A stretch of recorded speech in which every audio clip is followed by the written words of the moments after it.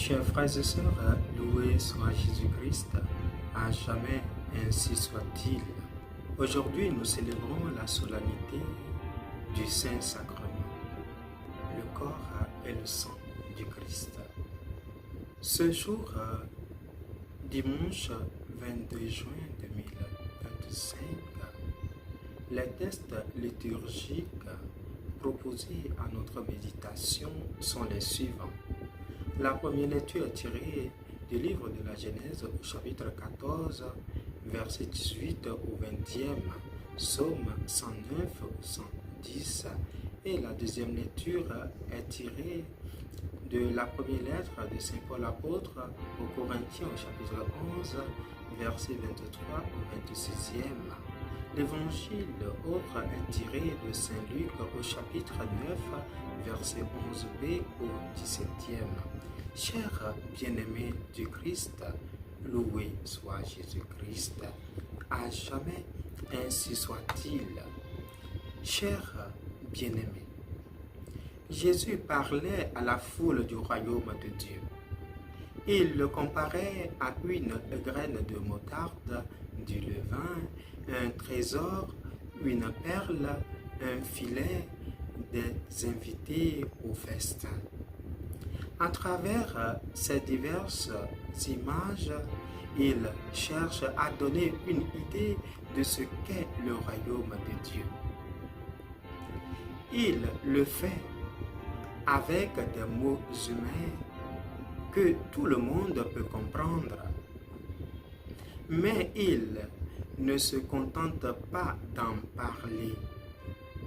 Il donne aussi à la foule des signes de sa réalisation. Les aveugles voient, les sourds entendent, les boiteux marchent, les morts ressuscitent et la bonne nouvelle est annoncée aux pauvres. Oui, chers frères, arrivé au terme d'une journée épuisante ou fatigante, les disciples se rendent bien compte que la foule a faim et qu'il vaudrait mieux la renvoyer. Mais Jésus dit à ses disciples, « Donnez-leur vous-même à manger. » Et c'est le récit de la multiplication des pains. Nous le connaissons bien parce que nous l'avons souvent entendu. Mais nous ne devons pas nous contenter de regarder le côté merveilleux de ces événements. Le Seigneur a mieux à faire que de faire une démonstration de force ou de pouvoir. Il a un message de la plus haute importance à nous transmettre. Donnez-leur vous-même à manger. Jésus sait très bien ce qu'il allait faire. Il sait bien aussi que c'est pour les disciples, c'est compliqué. Et c'est difficile à comprendre et à percer le sens. Mais il veut leur partager son attention aux autres, son souci de tous. Il est saisi de pitié devant ces foules affamées, pas seulement celles qui sont là devant lui, mais aussi celles pour qui il veut donner sa vie. Oui, celles de tout le temps. Les disciples sont prêts à partir pour acheter ce qu'il faut. Mais cela ne convient pas à Jésus. Il a une autre solution, celle du partage. C'est déjà la consigne du prophète Isaïe. Partage ton pain avec celui qui a faim et fais entrer dans ta maison les malheureux sans abri. Dans l'évangile de ce jour, tout commence par un temps d'organisation. Oui, faites-les s'asseoir par groupe de 50. C'est à eux de rassembler les foules. Comme dans nos églises, les dimanches, nous nous rassemblons. Mais nous le savons, quand nous nous rassemblons, Jésus est là. Oui, il est là, dans sa dignité, avec cette joie d'offrir ce qu'il a de cher, de beau, d'important. Oui, nous sommes, nous aussi, une communauté organisée et c'est le Seigneur qui nous accueille en sa mission et nous invite à son festin. Dans le récit de la multiplication des pains, nous retrouvons les mêmes gestes que Jésus avait posés au soir du jeudi saint.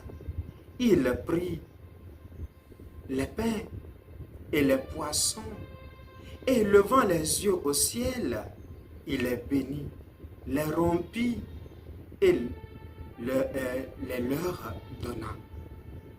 Voilà 4 verbes: pris, bénir, rompre et donner, que nous retrouvons dans chacune de nos célébrations eucharistiques. Nous apportons le pain et le vin, fruit de la terre et du travail des hommes. Nous reconnaissons que tout vient de Dieu. Nous n'en sommes pas les propriétaires, mais les intendants. Ce geste répété à chaque Eucharistie va peu à peu nous transformer et faire de nous des intendants de nos richesses pour le bien des autres et le bien de tous. En demandant à ses disciples de donner à manger à la foule, il voulait leur faire découvrir qu'ils ont des richesses extraordinaires, mais à condition de les reconnaître comme un don de Dieu. Chers frères et sœurs, nous ne pouvons pas nous contenter de recevoir le pain de l'Eucharistie et de nous en nourrir. Nous devons apprendre à nous donner nous-mêmes aux autres. Nous ne pouvons pas nous contenter de prier le Christ pour qu'il donne à manger à ceux qui ont faim. Le même nous renvoie à notre mission. Prendre ce que nous possédons, ce que nous avons, et le donner aux autres, même si c'est peu de choses, et le partager avec ceux qui ont faim. Bien souvent, nous disons que nous sommes pauvres, nous n'avons pas grande chose. C'est ceux qui ont beaucoup qui doivent donner. Est-ce vrai? Écoutons ce témoignage. Puis un jour, une pauvre femme, dans son entretien avec Saint Vincent de Paul, lui dit: si les pauvres ne partagent pas entre eux, qui le fera?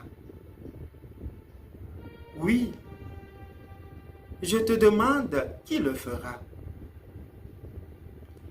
Qui donnera à l'autre si nous ne sommes pas des millionnaires?